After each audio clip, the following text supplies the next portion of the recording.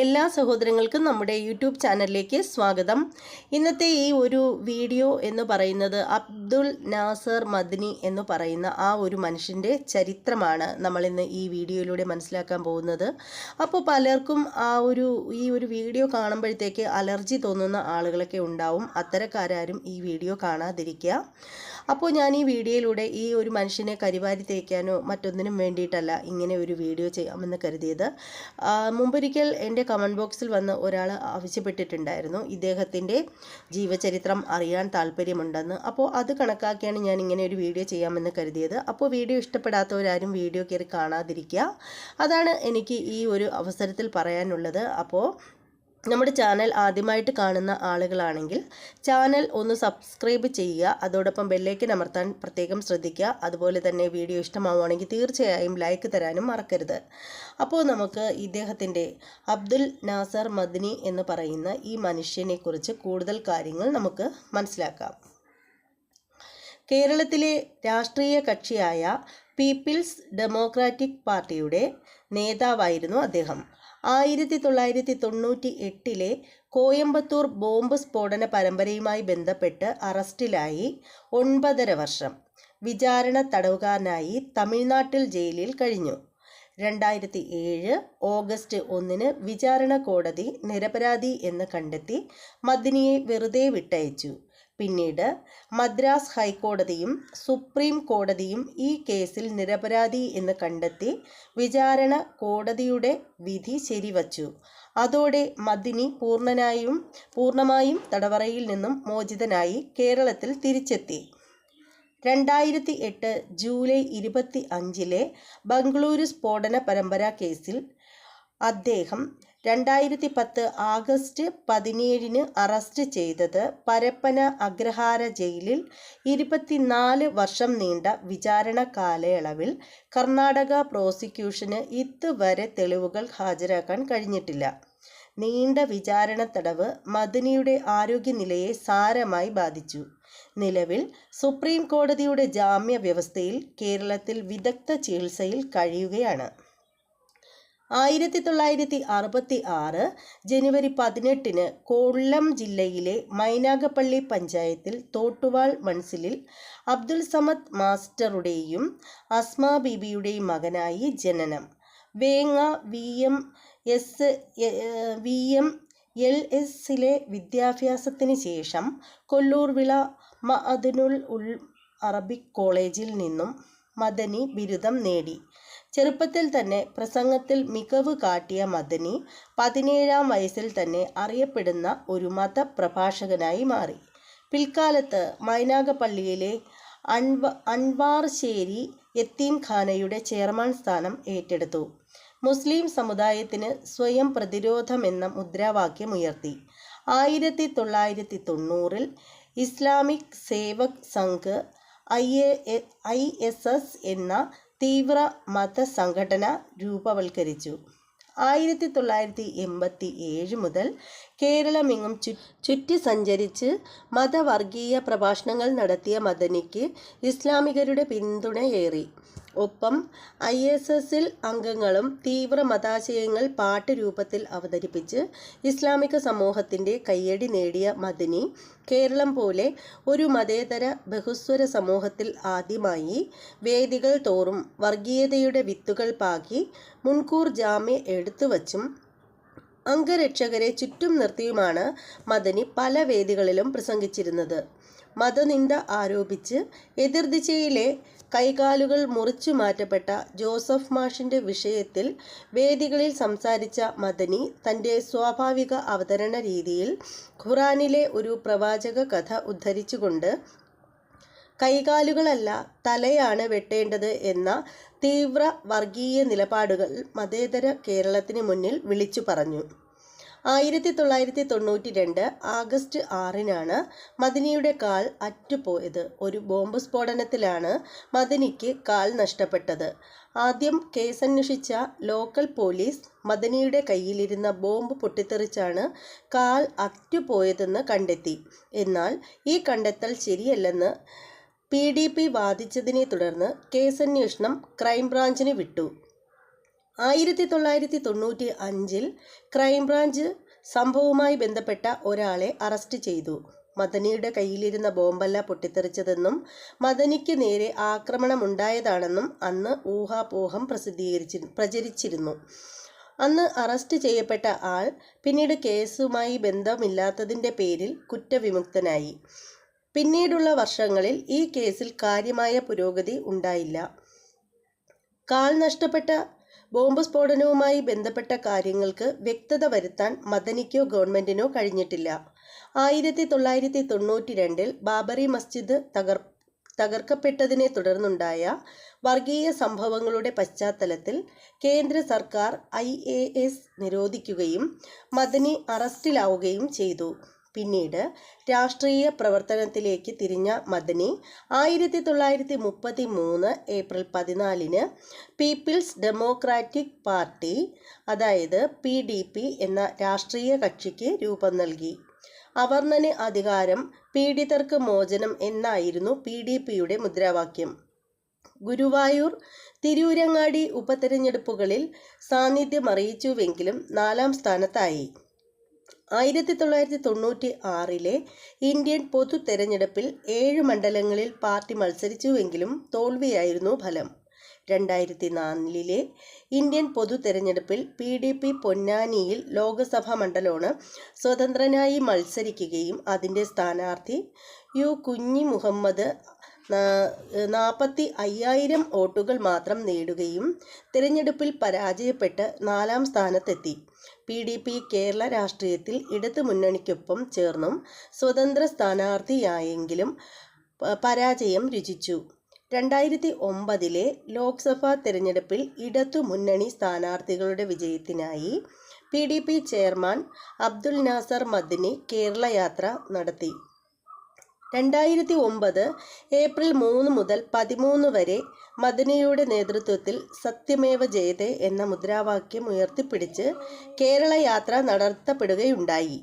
മറ്റ് കേരള യാത്രകളിൽ നിന്നും വ്യത്യസ്തമായി തിരുവനന്തപുരത്ത് നിന്ന് കാസർഗോട്ടേക്ക് ആയിരുന്നു മദനിയുടെ യാത്ര.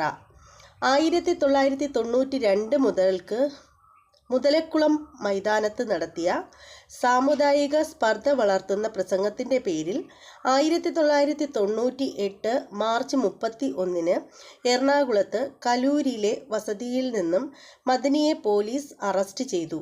കോഴിക്കോട് പോലീസ് കമ്മീഷണർ ഓഫീസിൽ ചോദ്യം ചെയ്യലിന് ശേഷം കണ്ണൂർ ജയിലിൽ അടച്ചു. 1998 കോയമ്പത്തൂർ സ്ഫോടനത്തിൽ പങ്കുണ്ട് എന്ന് ആരോപിച്ച് ഏപ്രിൽ 4 കോയമ്പത്തൂർ പോലീസിന് കൈമാറിയ മദനിയെ കോയമ്പത്തൂർ സെൻട്രൽ ജയിലിൽ അടച്ച ശേഷം ദേശീയ സുരക്ഷാ നിയമപ്രകാരം കേസെടുത്തു. ജാമ്യം കിട്ടാത്ത 1 വർഷത്തെ കരുതൽ തടങ്കലായിരുന്നു ഇത്. സുപ്രീം കോടതിയെ സമീപിച്ചതിനെ തുടർന്ന് ദേശീയ സുരക്ഷാ നിയമപ്രകാരമുള്ള കുറ്റത്തിൽ നിന്നും മോചിതനാക്കിയെങ്കിലും കോയമ്പത്തൂർ സ്ഫോടന കേസുമായി ബന്ധമുണ്ട് എന്നാരോപിച്ച് സെഷൻസ് കോടതിയിൽ കുറ്റപത്രം ഫയൽ ചെയ്തു. അതോടെ കോയമ്പത്തൂരിൽ നിന്നും മദനിയെ സേലം സെൻട്രൽ ജയിലിലേക്ക് മാറ്റി. അവിടെയാണ് ഏറെ പീഡനങ്ങൾക്ക് ഇരയായത്. ജാമ്യത്തിനായി നിരവധി തവണ കോടതിയെ സമീപിച്ചെങ്കിലും ഫലമുണ്ടായില്ല. കേസ് കേരളത്തിലേക്ക് മാറ്റണമെന്ന് ആവശ്യപ്പെട്ട് സുപ്രീം കോടതിയിൽ ഫയൽ ചെയ്ത ഹർജിയും തള്ളപ്പെട്ടു. വിചാരണ നടത്തി കേസ് തീർപ്പാക്കാനാണ് സുപ്രീം കോടതി സെഷൻസ് കോടതിക്ക് നൽകിയ നിർദ്ദേശം. 16,683 പേജുള്ള തമിഴിലുള്ള കുറ്റപത്രം മലയാളത്തിലാക്കി നൽകണമെന്ന ആവശ്യവും നിരാകരിക്കപ്പെട്ടു. 2,500 സാക്ഷികളുള്ള കേസിലെ വിചാരണ മന്ദഗതിയിലാണ് നീങ്ങിയത്. ജയിൽവാസത്തിനിടെ മറ്റ് നിരവധി കുറ്റങ്ങളും മദനിയുടെ മേൽ ചുമത്തപ്പെട്ടു. സേലം ജയിലിൽ പോലീസുമായി ഏറ്റുമുട്ടി എന്നതായിരുന്നു ഒരു കുറ്റം. പ്രമേഹവും ഹൃദ്രോഗവും നട്ടെല്ലിന് തേയ്മാനവും അനുഭവപ്പെട്ടിരുന്ന മദനിക്ക് മതിയായ ചികിത്സ നൽകണമെന്ന ആവശ്യവും നിരാകരിക്കപ്പെട്ടു. 9 വർഷത്തെ വിചാരണ നടപടികൾ പൂർത്തിയാക്കിയതിനെ തുടർന്നു 2007 ഓഗസ്റ്റ് 1 കുറ്റക്കാരനല്ലെന്ന് കണ്ടെത്തി കോടതി മദനിയെ വിട്ടയച്ചു. ബാംഗ്ലൂരു സ്ഫോടനത്തിൻ്റെ പേരിൽ കർണാടക പോലീസ് 2010 ആഗസ്റ്റ് 17 മദനിയെ അറസ്റ്റ് ചെയ്തു. പ്രതികൾ നൽകിയ മൊഴികളുടെ അടിസ്ഥാനത്തിലായിരുന്നു അദ്ദേഹത്തിനെതിരെ കേസ്. എടുത്തിട്ടുണ്ടായിരുന്നത്.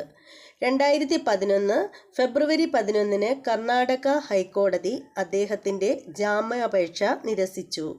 സ്ഫോടനത്തിൽ ബന്ധമുള്ളതായി നേരിട്ടുള്ള തെളിവുകൾ പോലീസിന് ഹാജരാക്കാനായില്ല എന്ന കാര്യം ഹൈക്കോടതി വിധി പ്രസ്താവനയിൽ ചൂണ്ടിക്കാട്ടിയെങ്കിലും മദനിക്ക് ജാമ്യം നൽകിയത് കേസിൻ്റെ വിചാരണയെ ബാധിക്കുമെന്ന കർണാടക സർക്കാരിൻ്റെ വാദം പരിഗണിച്ചായിരുന്നു ജാമ്യം നിരസിച്ചത്.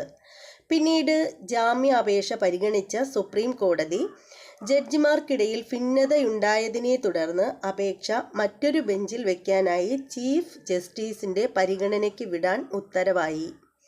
മൊഴികളെല്ലാം ക്രിമിനൽ നടപടി ചട്ടങ്ങളുടെ 161 വകുപ്പ് പ്രകാരം പോലീസ് എടുത്തതാണെന്നും തെളിവായി പരിഗണിക്കാൻ കഴിയില്ലെന്നും വാദം കേൾക്കുന്നതിനിടയിൽ ജസ്റ്റിസ് കഡ്ജു അഭിപ്രായപ്പെട്ടു. നിരപരാധികളെ ജയിലിൽ അടയ്ക്കാനുള്ള തെളിവുകൾ ഇന്ത്യയിലെ പോലീസ് ഉണ്ടാക്കാറുണ്ടെന്നും അദ്ദേഹം പറഞ്ഞു. 2015 സെപ്റ്റംബർ 15 ഈ കേസിൽ മദനിക്കെതിരായി മുമ്പ് മൊഴി നൽകിയ പ്രധാന സാക്ഷിയായ കുടക് സ്വദേശി റഫീഖ് കൂറുമാറി. സ്ഫോടന കേസിൽ കൊടുക്കുമെന്ന് ഭീഷണിപ്പെടുത്തിയതായാണ് തന്നെ പോലീസ് പ്രധാന സാക്ഷിയാക്കിയതെന്ന് റഫീഖ് കോടതിയെ അറിയിച്ചു. ഈ ദിവസം വിചാരണ കോടതി വിസ്തരിക്കവെയാണ് റഫീഖ് മൊഴി മാറ്റി പറഞ്ഞത്. താൻ കോടതിയിൽ വെച്ചാണ് മദനിയെ ആദ്യം കാണുന്നതെന്നും റഫീഖ് ഇന്ന് വിചാരണ കോടതിയെ അറിയിച്ചു. മദനിക്കെതിരെ എറണാകുളം CJM കോടതിയിൽ 4 കേസുകളും മറ്റു കോടതികളിലായി 16 കേസുകളും ഉണ്ടായിരുന്നു. പ്രകോപനപരമായി പ്രസംഗം നടത്തിയതിനാണ് പല കേസുകളും. ഈ കേസുകളിലെല്ലാം നിരപരാധി എന്ന് കോടതി കണ്ടെത്തി വെറുതെ വിട്ടു. പ്രകോപനകരമായ പ്രസംഗത്തിൽ പറഞ്ഞത് മുഴുവനും രാഷ്ട്രീയ വിമർശനങ്ങളാണെന്നും മതപരമല്ലെന്നും കോടതി കണ്ടെത്തി. ലഷ്കർ ഭീകരർ എന്ന് സംശയിക്കപ്പെടുന്ന തടിയൻവീടെ നസീർ തീവ്രവാദത്തിലേക്ക് എത്തിയത് മദനി സ്ഥാപിച്ച ISS, PDP എന്നീ സംഘടനകളിലൂടെയാണെന്ന് കർണാടക പോലീസ് ആരോപിക്കുന്നു. 2005 ബസ് കത്തിക്കൽ കേസിൽ മദനിയുടെ ഭാര്യയായ സൂഫിയ പ്രതി ചേർക്കപ്പെടുകയുണ്ടായി. മദനിയെ തടവിലിട്ടതിന് പ്രതികാരമായി സൂഫിയ, നസീർ എന്നിവർ ചേർന്ന് തമിഴ്നാട് സർക്കാരിൻ്റെ ബസ് കത്തിക്കൽ ആസൂത്രണം ചെയ്തു നടപ്പിലാക്കി എന്നതാണ് കേസ്. LETയുടെ തെക്കേ ഇന്ത്യ കമാൻഡർ ആയി സംശയിക്കപ്പെടുന്നയാളാണ് തടിയൻവിടെ നസീർ. ഇദ്ദേഹത്തിൻ്റെ മദനിയുടെ ആദ്യ ഭാര്യ ഷഫറുനിസ, മകൾ സമീറ ജൗഹർ 1993 സൂഫിയയെ വിവാഹം കഴിച്ചു. മക്കൾ ഉമർ, മുക്താർ, സലാഹുദ്ദീൻ അയൂബി എന്നിവർ ആണ്.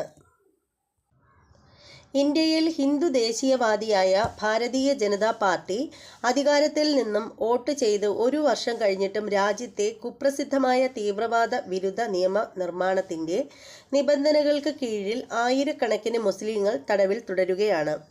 1998 മുതൽ ജയിലിൽ കഴിയുന്ന ഇസ്ലാമിക പ്രസ്ഥാന നേതാവ് അബ്ദുൽ നാസർ മദനിയുടെ ദുരവസ്ഥയെക്കുറിച്ച് സവാഹിർ സിദ്ദിഖ് ചർച്ച ചെയ്യുന്നു. 2004 മെയ് മാസത്തിൽ മൻമോഹൻ സിംഗ് ഇന്ത്യയുടെ പ്രധാനമന്ത്രിയായി അധികാരമേറ്റപ്പോൾ ഹ്യൂമൻ റൈറ്റ്സ് വാച്ച് ഉടൻ തന്നെ അദ്ദേഹത്തിന് മുന്നറിയിപ്പ് നൽകി. അതിൻ്റെ Asia division executive director brand അംബാസിഡറിൻ്റെ ഒരു കത്ത് ക്രൂരമായ മനുഷ്യാവകാശ ലംഘനങ്ങളുടെ ഒരു നീണ്ട പട്ടികയെ അഭിസംബോധന ചെയ്തു. തീവ്രവാദ വിരുദ്ധ നിയമം പോട്ട മുസ്ലിങ്ങൾക്കും മറ്റും അടിച്ചമർത്തപ്പെട്ട വിഭാഗങ്ങൾക്കും നേരെ ഉണ്ടായ വിവേചനരഹിതമായ ഉപയോഗവും എടുത്തു കാണിച്ചു. ലോകത്തിലെ ഏറ്റവും വലിയ ജനാധിപത്യത്തിന് മനുഷ്യാവകാശ രേഖയുണ്ട്. അത് ശുദ്ധമല്ല. ഓരോ വർഷവും ആയിരക്കണക്കിന് ആളുകൾ വിവിധ കാരണത്താൽ തടവിലാക്കപ്പെടുന്നു. പലപ്പോഴും കുറ്റപത്രമോ വിചാരണയോ കൂടാതെ പീഡനവും മോശമായ പെരുമാറ്റവും സാധാരണമാണ്. ആയിരക്കണക്കിന് ആളുകൾ കസ്റ്റഡിയിൽ മരിച്ചു. ആയിരക്കണക്കിന് ആളുകൾ നിയമവിരുദ്ധമായ വധശിക്ഷകൾക്കോ നിർബന്ധിത കാണാതാകലുകൾക്കോ ഇരകളാകുന്നു. കൊലപാതകം, പീഡനം, ബലാത്സംഗം എന്നിവയുൾപ്പെടെ ഗുരുതര മനുഷ്യാവകാശ ലംഘനങ്ങളാണ് സായുധ സംഘങ്ങൾ ശിക്ഷയില്ലാതെ ചെയ്യുന്നത്. ആയിരക്കണക്കിന് മുസ്ലിങ്ങളുടെയും സിഖുകാരുടെയും തടവിലിടാൻ ഡാഢ, പോട്ട തുടങ്ങിയ ഭീകരവിരുദ്ധ നിയമങ്ങൾ ഉപയോഗിക്കുന്നു. ഇന്ത്യയിലെ കാണാതായവരുടെ പട്ടികയ്ക്ക് ചരിത്രത്തിൽ സമാനതകളില്ല. കാശ്മീരിൽ മാത്രം 1983 മുതൽ ഈ പട്ടിക 70,000 കവിഞ്ഞു. ഇതേ കാലയളവിൽ 80,000-ത്തിലധികം പേർ കൊല്ലപ്പെടുകയും ആയിരക്കണക്കിന് ക്രൂരതകൾ തടങ്കൽ കേന്ദ്രങ്ങളിൽ ഏൽക്കുകയും ചെയ്തു. സൈനിക അടിച്ചമർത്തലിൻ്റെ അത്തരം സാഹചര്യങ്ങളിൽ ജീവിക്കുന്ന ജനസാമാന്യത്തിൻ്റെ ദുരവസ്ഥയിൽ അടിസ്ഥാന സൗകര്യ പദ്ധതികൾക്കും സാമ്പത്തിക കുത്തിവയ്പ്പുകൾക്കും ചെറിയ വ്യത്യാസം വരുത്താൻ കഴിയും. ഡാറ്റ, പോട്ട, സമാനമായ നിയമനിർമ്മാണം എന്നിവയ്ക്ക് കീഴിൽ ആയിരക്കണക്കിന് മുസ്ലിങ്ങൾ ജയിലുകളിൽ കഴിയുന്നു. ഇരകളിൽ ഭൂരിഭാഗം പ്രതിരോധമില്ലാത്തവരാണ്. പല കേസുകളും വിചാരണയ്ക്ക് പോലും യോഗ്യമല്ല. ഒരു കേസ് പ്രത്യേകം എടുത്തു പറയേണ്ടതാണ്. അബ്ദുൽ നാസർ മദനി 1998 മാർച്ചിൽ അറസ്റ്റിലായി. 7 വർഷങ്ങളിലേറെയായി അദ്ദേഹം അനീതി അനുഭവിച്ചു. അദ്ദേഹത്തിൻ്റെ പ്രാധാന്യം, മനുഷ്യാവകാശ ഗ്രൂപ്പുകളുടെ അവബോധം, ആരാധകർ അദ്ദേഹത്തിൻ്റെ ലക്ഷ്യത്തോടുള്ള അർപ്പണബോധം എന്നിവ അർത്ഥമാക്കുന്നത് അദ്ദേഹത്തിൻ്റെ കേസ് വെളിച്ചത്ത് കൊണ്ടുവന്നു. എന്നിട്ടും അദ്ദേഹത്തെ വിചാരണ ചെയ്യാനുള്ള വിസമ്മതം നിലനിൽക്കുന്നു എന്നതാണ്. 1965 മെയ് മാസത്തിൽ ദക്ഷിണേന്ത്യയിലെ കേരളത്തിലെ കൊല്ലം ജില്ലയിലെ ശാസ്താംകോട്ടയിലാണ് അബ്ദുൽ നാസർ മദനി ജനിച്ചത്.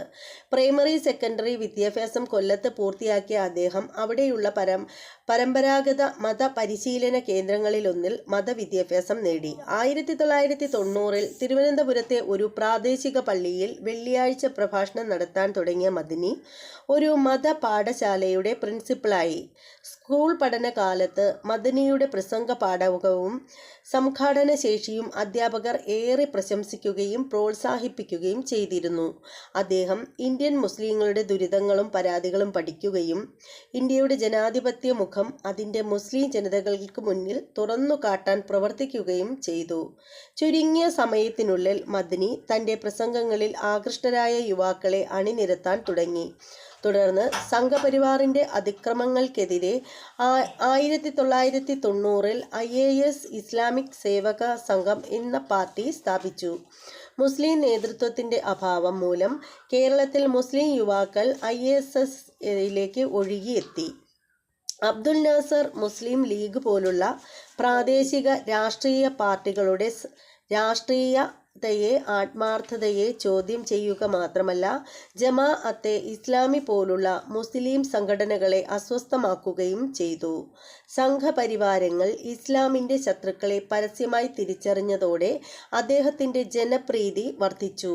കർണാടക, തമിഴ്നാട് തുടങ്ങിയ അയൽ സംസ്ഥാനങ്ങളിലെ മുസ്ലിങ്ങളെയും സ്വാധീനിച്ചു.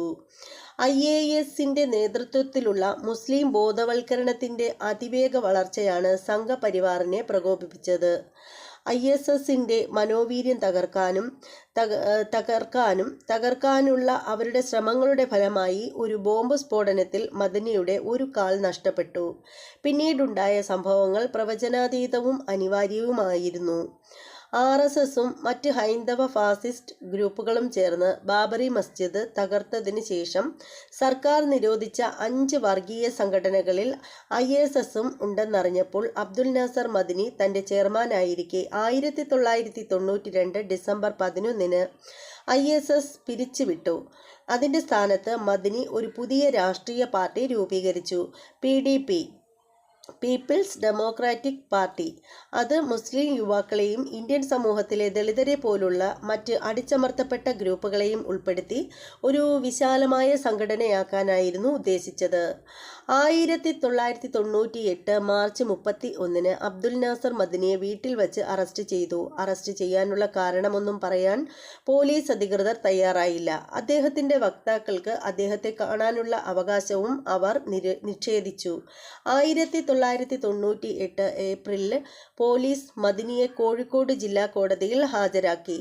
1992 ഫെബ്രുവരിയിൽ കോഴിക്കോട് വെച്ച് അദ്ദേഹം പ്രകോപനപരമായ പ്രസംഗം നടത്തിയത് എന്ന് ആരോപിച്ച് തുടർന്നുള്ള ആരോപണങ്ങളിൽ കോയമ്പത്തൂർ ബോംബ് സ്ഫോടനത്തിൻ്റെ സൂത്രധാരൻ എന്ന കുറ്റവും അദ്ദേഹത്തിനുണ്ട്.